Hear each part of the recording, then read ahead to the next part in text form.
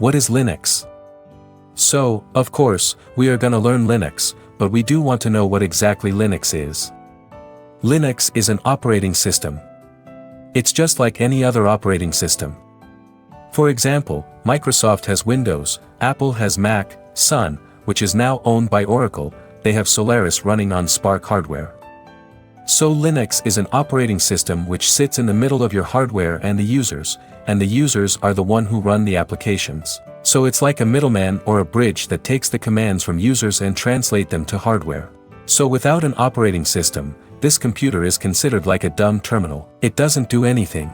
You open the tray of that computer, you insert your CD or DVD in. That CD or DVD has the operating system image sitting on it, whether it's a Windows or whether it's Linux, so you boot your computer from that operating system. So once you're booting it up, it goes through the installation process. That installation process is gonna ask you a bunch of questions, like how do you want the operating system to be configured, how do you want your disk partition, how many users you want to have installed, and so on. So once the installation is done, the end of the installation, it's gonna ask you to reboot. You reboot the computer and it comes up to the welcome screen. And it'll say, welcome to Linux, or welcome to Windows, or whichever the operating system that you're installing. So then you could attach external devices to it. For example, you could attach keyboard to it, you could attach mouse to it.